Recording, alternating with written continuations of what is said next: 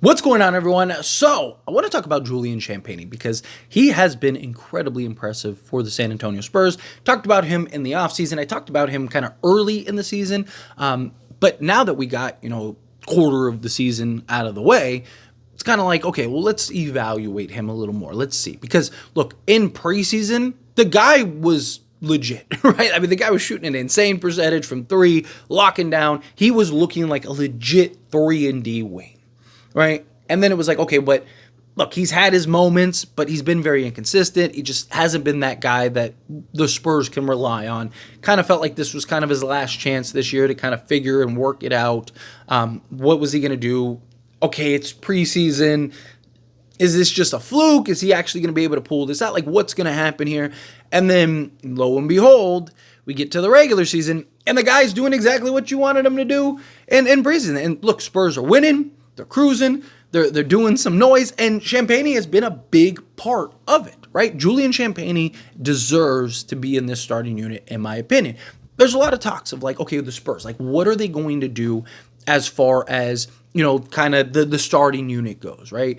Devin Vassell's back, right? And he's the guy, right? And then Jeremy Sohan, he was so good for them prior, but Harrison Barnes has been so good. And then, Champagnie's been so good.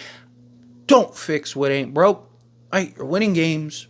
Take Chris Paul, Vassell, Champagnie, Barnes, and Victor Wembanyama. I did a whole video kind of breaking that down because there was talks about that. I don't think you can take Champagnie out of the starting unit. And I talked about this during the preseason. I was like, look, if for whatever reason Champagnie translates into the regular season and he's able to continue to give you this level of production on both sides of the basketball, that was the key, both sides of the basketball, right? Then I was like, I think you have to, at this point, you have to start him. And it was also kind of like, you got Devin Vassell out. This kind of your moment to kind of monitor him and kind of see like, hey, okay, buddy, like, you're in the starting unit because we don't have Vassell. Okay, if he's great, then you can just keep him in there. If he's not, it's kind of like, hey, sorry, Vassell, he's back. He's there. Like, I felt like you had this sort of scapegoat. You had this sort of outlet that you could use to pull him out of the starting unit if you needed to, if he wasn't performing up to snuff without just like killing his confidence, right? Especially early on when he was like playing really well. And it was just like, okay, well, if he ends up kind of hitting that block, you have that justification now. Thing is, he hasn't. He's been really good. Has he been like incredibly elite? Like the guy is your superstar? No, but he's also incredibly young. He's a sizable, versatile forward. You can slot him essentially 2 through 3 if you really need to, but he's probably best at the 3. Slot him at the 4 at times. He's 6'8", right? He's got good size, good length, good versatility, good athleticism. He's a guy that is putting up some real stats, right? He's making some noise this season. So again, you look at him, 6'8", 220, 225. So far on the season, he has played in all 20 games, started all 20 games. He's averaging just under 30 minutes a game, 29.5. He's taking 9.4 attempts per game. He's shooting 43.6% from the floor, which is his third best season. He shot in 2022-2023. But he's shooting from three-point range, 36% from three-point range on 6.8 attempts, which is the highest attempts from three he's made. And 36% is good. It's not great. It's not elite. But again, it's good. Talk about all this stuff here in a moment. From two-point range, he is shooting 63.5%. It's only on 2.6 attempts, but that is great. 55.6% EFG total.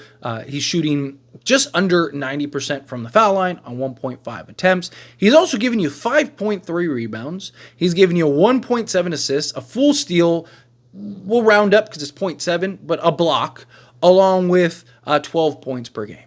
The guy is doing everything you could ask for. He also has like a 113 defensive rating, right? So he's well below league average, or better than league average, right? Like he is doing everything you could ask of him.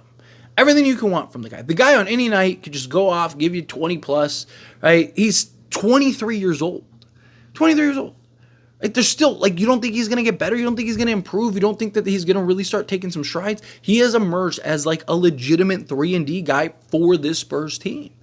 And I think you need him. I think you need that, right? Like they may have, this could potentially be your small forward of the future, right? You got Stephon Castle as your point guard, and he's been great as a rookie, right? He's been this Swiss Army knife for the Spurs, just doing absolutely everything. Right? Like, got that do-everything point guard, got Devin Vassell, got Champagnie, right? Sohan and Victor Wembanyama. That's probably your 5 of the future, unless you end up getting another star or something like that. It's probably the core that you're riding with and you're building with and you're growing with. Right now, look, they could still make some moves. They could still do some stuff. They have a ton of assets. They have players and contracts, stuff like that. So Spurs are in a very good position. But I think for right now, like, you just keep letting this kid get some more. Look, Spurs aren't winning a championship this year, and they're not expected to. Like, the Spurs don't think they're going to. Right? This is a development year. Champagnie's been good enough to help translate to wins, help translate to just this growth of this team. Right? He's doing everything you could ask for, and then some. Like, stick with him. Like, last thing you want to do is kind of kill his confidence or anything like that, right? There's talks about, like, okay, we should take out Harrison Barnes, just take out Champagnie, put in Sohan. No. Like, again, I like Sohan. He's solid. But Harrison Barnes is that veteran that keeps things in line. He is having an incredible season. He's shooting the 3-ball, playing defense, doing a little bit of everything. He's been great. Right? Him and Chris Paul are having that impact on this roster, exactly what you wanted. You're winning, you're above 500, you're looking like a playoff team. If you can kind of keep trekking and, trotting along, I think that they could be a playoff team. I mean, I said in the offseason, I thought bare minimum that probably a play-in team. I wouldn't be shocked if they snuck into the 6th seed. I think that they could still do that. It's very possible. They're young, they're deep, they're athletic. I just think you have your 5 right now. Chris Paul, Devin Vassell, Julian Champagnie, right? Harrison Barnes, Victor Wembanyama. You got the defense versatility. You're not worried about the interior. You're not worried about the paint. Victor Wembanyama can cover that. Victor Wembanyama's got that. The dude can stand at the 3-point line and block shots at the rim. He's so long and lengthy, right? Like, you're not worried about the interior defense. You're worried about the perimeter defense, being able to funnel guys so Wemby can clean it up. Perfect. You get that with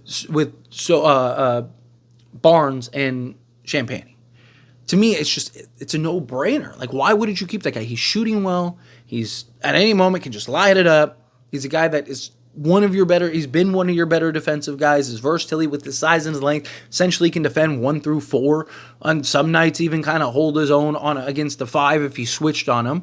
Right? It's not something ideal that you want, but, if he gets switched on a 5, he can, not just get bodied unless it's like, Jokic or something. But, like, he's giving you everything you need.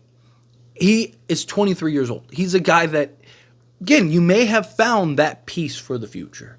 May have found if he can, move up in the next year or two to 38 to 40% from 3-point range and still maintain the defense that he's giving you on 6-7 attempts. I mean, you could be looking at one of the premier 3-and-D guys in the league, right? Like, again, with good size, good length, good versatility. Again, if he can move up and be that, 38% 3 guy, right? Like, now you're talking, you have what every team in the NBA wants. Every team in the league wants 3-and-D wing guys, and you have them for potentially the next 10 years, right? With him and like, to me, you have your foundation. You have your core, right? Like, don't mess that up. Instill the confidence in your young guys. Instill the confidence in that core. Kind of let things progress. Again, if you were trying to contend for an NBA championship, if you were like this team that, hey, we're top 5 in the league or something like that, right? Like, we're better with Jeremy, or if Sohan was like the star or something like that, right? Then sure, I'd get it. It'd be like, hey, it sucks, but unfortunately it is what it is, right? But it's none of that, right? Like, you're fine. This is a development year. Let the kid develop. He's done everything you've wanted him to do and then some. He's been incredible for the Spurs. Let him continue to be incredible. Do not kill this kid's confidence because you want to whatever, right? Like, no, like, let things stay the course. And I think that the Spurs will be in really good shape, personally. But I'm excited to see how it goes. But as always, this is a discussion, and I pass a question on you. Let me know your thoughts and opinions down in the comments below. What do you think? How do you feel? What are your thoughts? Do you two agree that, yes, Julian Champagnie, he needs to stay in the starting unit? He is the guy, right? He is their 3-and-D for now and the future. He's been great on both sides of the basketball.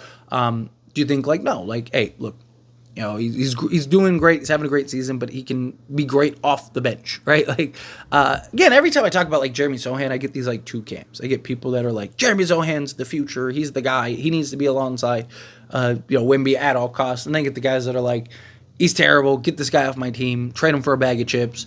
I don't know what the Spurs see in him, right? So, it's always those camps. But I think you have something that's not broke. Don't try to fix it. You got a 23-year-old kid that's just lighting it up right now and just playing both sides of the basketball and being fantastic. Like, let him stay that. He's exactly what you need with this core group. Right, he gives you the defense and the versatility and the switchability, and then also a threat to knock down the three ball with some consistency.